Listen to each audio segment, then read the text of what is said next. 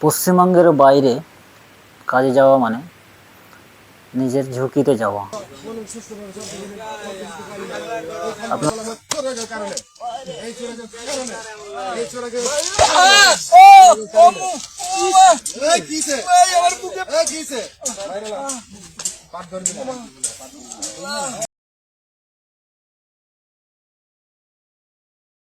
পশ্চিমবঙ্গের জুয়েল রানা মারা গেল, এইভাবে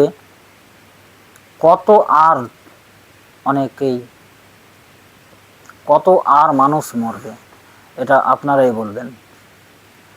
আমি একটা কথাই বলবো যে আচ্ছা আপনারা বলেন 2014 সালের আগে এইরকম কোনো খবর বা এইরকম কোনো হত্যা আপনাদের চোখে বা নজরে বা কোনো টেলিভিশনে টিভিতে দেখেছেন? এটা আপনারা জানান। বাইরে থেকে যাওয়া মানে শুধু জীবনের ঝুঁকি নেওয়া। আমি বলছি না যে শুধু মুসলিমই মরছে, হিন্দু মরছে না, হিন্দু মুসলিম উভয়ই মরছে। একে মারছে, ওকে মারছে। প্রশাসন কি করছে জানি না, তবে বিজেপি সরকার আসার পর থেকে যে এই শুরুটা হয়েছে এটা আপনারা জলযন্ত্র দেখছেন।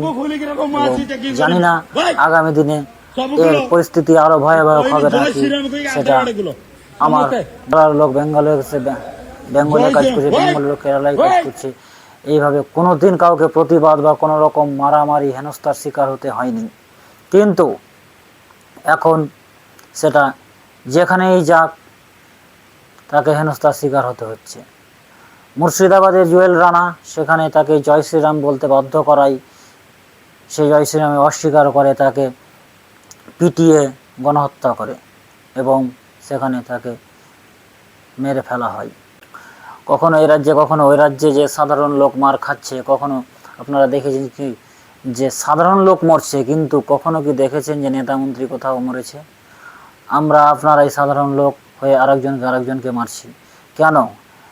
এটা নেতাদের কথায় বিভ্রান্তি হয়ে আপনারা একে অপরের গায়ে হাত তুলছেন, মারামারি করছেন, এমনকি জানে মেরে দিচ্ছেন। এটা আপনি হয়তো আপনার রাজ্যে পেলেন, মেরে দিলেন।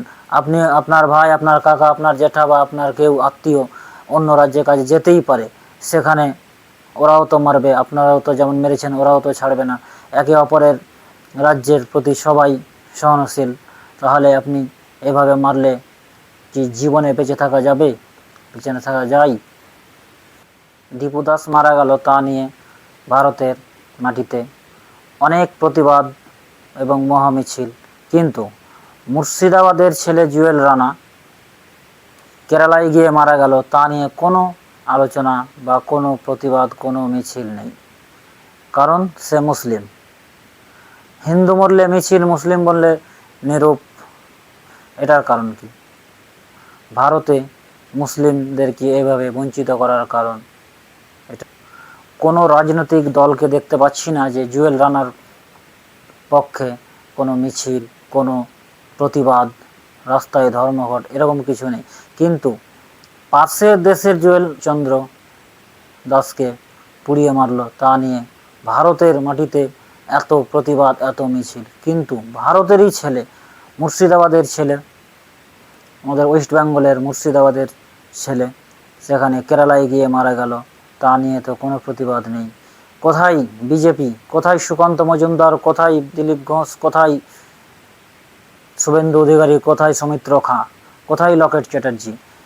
এরা তো আবার হিন্দু হিন্দু, ভাই ভাই বলে চিৎকার করে বেড়ায় এবং বলে আমাদের সরকার নাকি একে অপরের সরকার, কিন্তু না, বিজেপি শুধু হিন্দু হিন্দুই করে বেড়ায়, কোনো একের সামাজিক সরকার বা হিন্দু মুসলিমের সরকার নয়।